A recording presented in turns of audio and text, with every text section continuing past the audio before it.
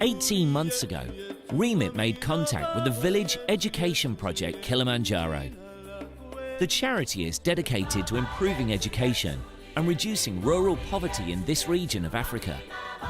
VEPK are in the process of setting up a vocational training centre where they will train young people in various disciplines, the automotive industry being one of these. Remit did an Apprentice of the Year competition where assessors could nominate their learners to win a prize. The prize being a 2-week trip to Kilimanjaro.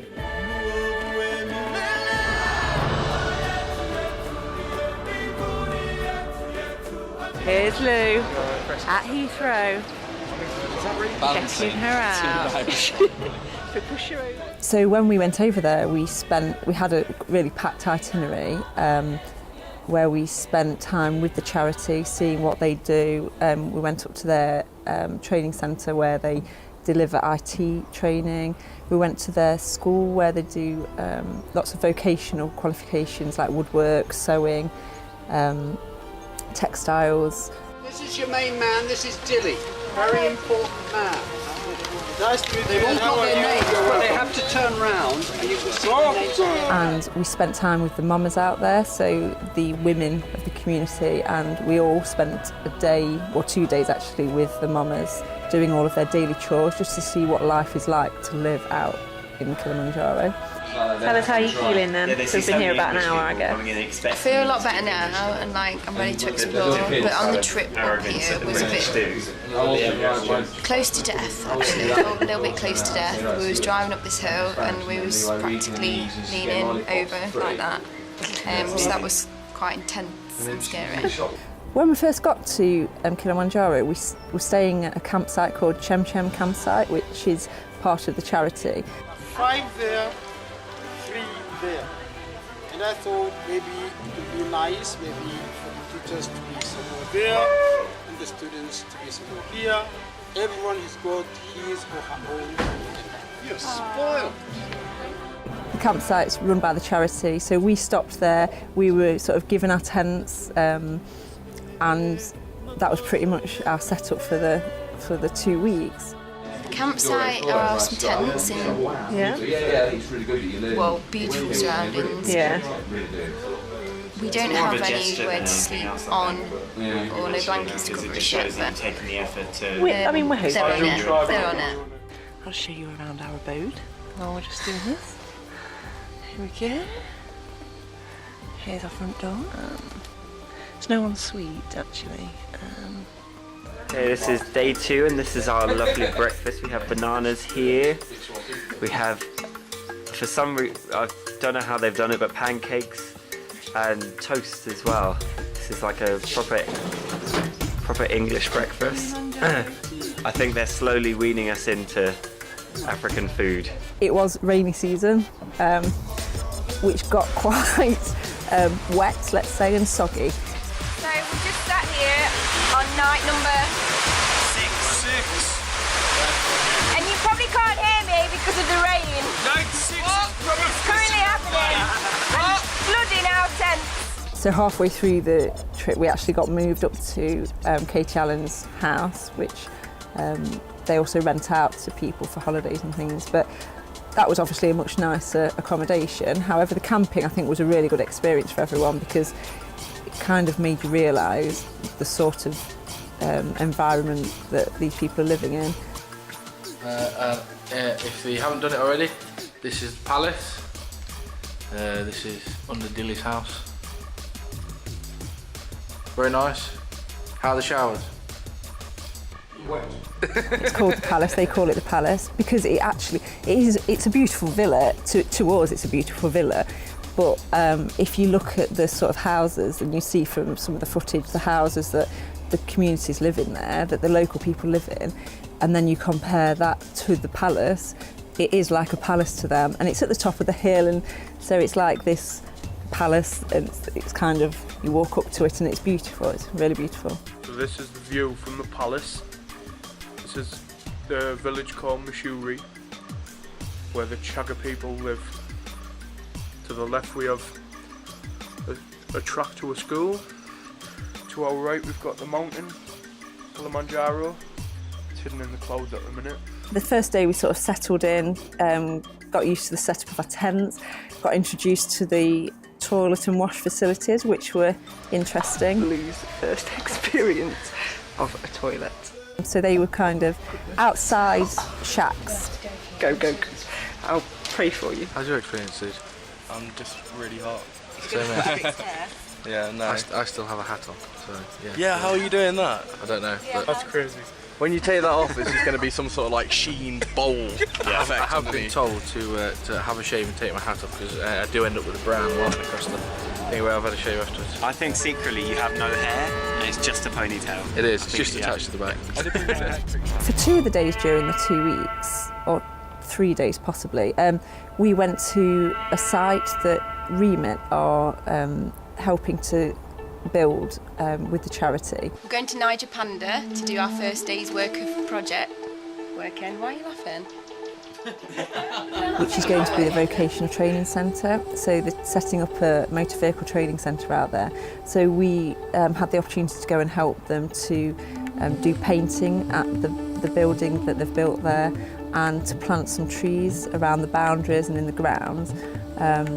And everyone worked brilliantly as a team. Everyone got involved, painting the inside and the outside of the watchman's house. So basically, they'll employ a watchman to be on site while it's being built, because anything left around, so things like wood, materials, tools, anything left in Tanzania is assumed to not be needed, so other Tanzanians come and take it.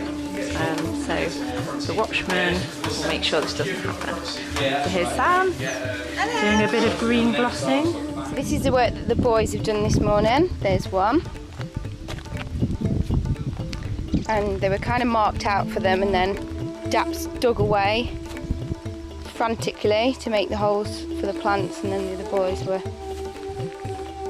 supporting him. So these plants are going to make it in a border all the way down to the end there. The boys are planting them. Right then, Ryan, how's it gone today? Pretty tough to start with, digging holes, planting trees, while the girls got off with the light stuff. And then it just got easier. Yeah. In my comfort zone with the paint. Dilly, who runs the charity with Katie, asked us all to paint a plaque with our names on that he was going to put next to a tree each for us, so that when they grow and get bigger, we'll have a tree named after us, which was really nice. Okay, so here we are, day 2 at the project. There's Rai in his hot pants. Looking good. Okay. Just over here is Killy, but we can't see it yet again because it's under the clouds. So we'll take a walk around the work, see what we've done. I'm working ever so hard. Look, evidence. Sweaty brows. Green door. Painted this up. There's Lula taking a picture. Smile. Any sugar I can borrow? And then here's Eric, just doing a bit of painting. And we come. Hi. Hello. Tony. So, look how good this looks now. The difference. What a difference the day makes. Okay. So this is the watchman's house. All of our glossing. Out here. Jambo. Wave.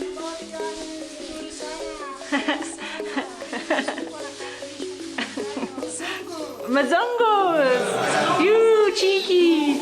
Mazongos is the word for foreigners. They like to shout that at us. Busybodies as well. Busybodies. So the original site that they started building on, and they actually got the shell of the building up, so they had the vocational training centre was sort of up to an extent. Then unfortunately they got some news from the government, the local authorities, that they were going to put a road right through that building. We've done quite a bit today, painted all the inside of that, and obviously they've done all that plant, but it's a very tiny percentage of actually what needs to be done on this site. Of course, every little bit helps, but it's pretty incredible what they've put together, especially looking at the other site. We've just been to all the work that's gone into that. To think that they're going to have to take that down and then rebuild it all on this site here.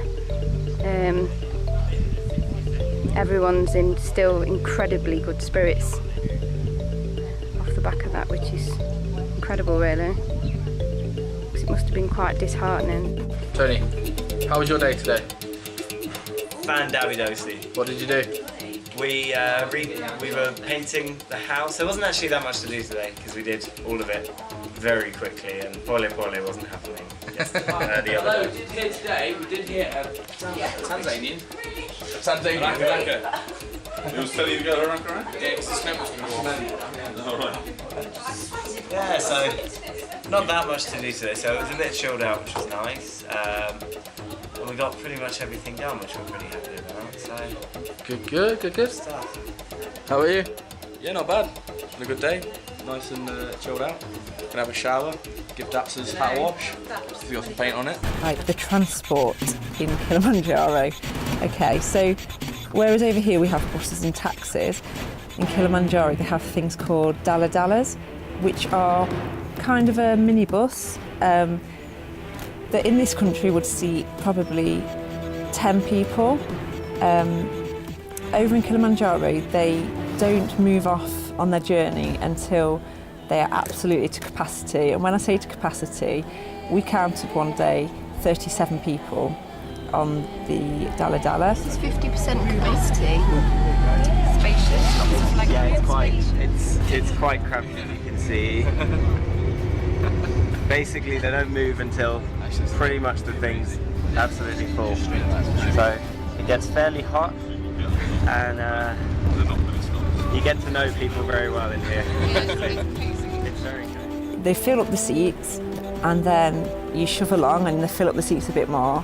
Then they get people lying across you, and then they pile some more people on top of those people, and then they shove some people underneath the seats, and then they get a few more people crammed in and hanging off the side, and that's how you get around in Kilimanjaro. So you've got to be prepared to be up close and personal with the locals.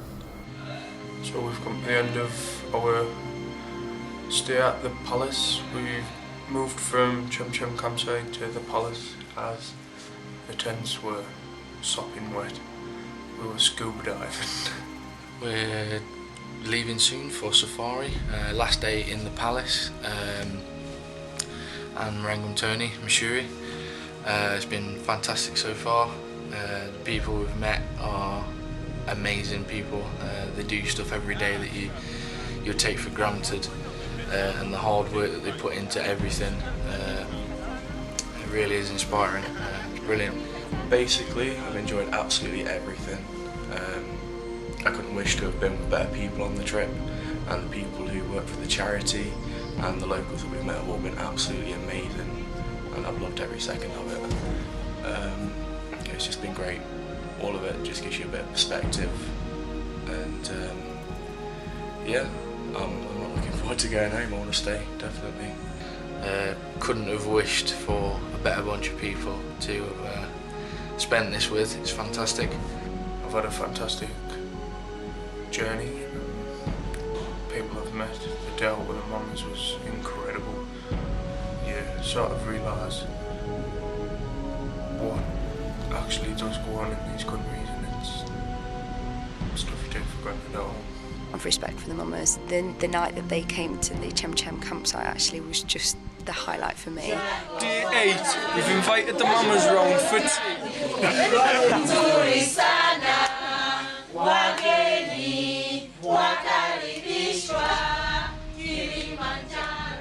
It was absolutely incredible. They all came in just singing and clapping, enjoying themselves, and just having fun with us, and it was just great to see them let their hair down and have a good time and have food with us, and yeah, I'll remember that for a long time. My experiences have been so far, and it's been pretty phenomenal, definitely. One thing I'm never going to forget from this country is how beautiful it is. The landscape is just phenomenal, and the people are just amazing as well. Getting to see the places that we've seen, some people just never get to do that.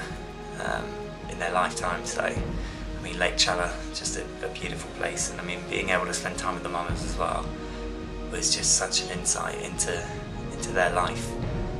They just do everything to survive, so the whole day is just about getting food on the table and surviving, really, which is just so different to our world, and it just makes you realise how lucky we are and how spoiled we are, actually, because to make a cup of tea we just boil the kettle, whereas here you walk 2 miles to the river, get your water, bring it back, set a stove, start a fire, boil the water, get your coffee that you've made from your coffee beans in your garden, go and milk the cow or the goat, so then about an hour or so later you can have a cuppa.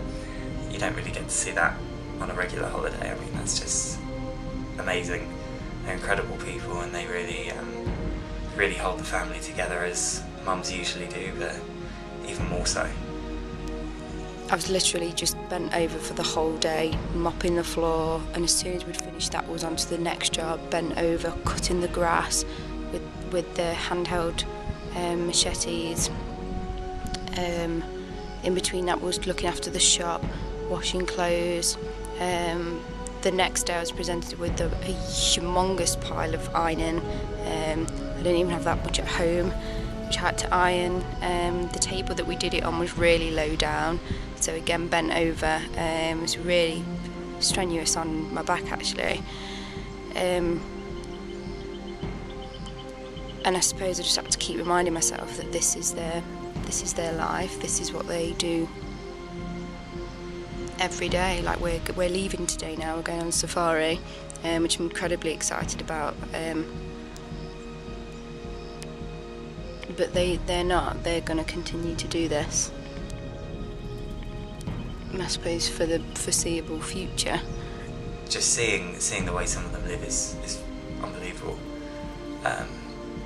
But they seem to be incredibly happy as well, which I think we can learn from, actually, in our culture, because I think we tend to moan quite a bit, and these people with the lives that they have, they're always smiling, they're always joking together. I mean, on the Dallas, it's pretty much one on top of the other, and you're driving for a few hours at a time. So I think people on the London Tube could learn a bit from that, for sure.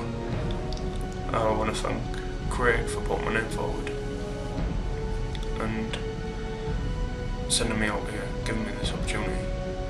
Thanks to everyone at Remit. I want to take this opportunity to thank everybody for making it what it has, because it's been brilliant.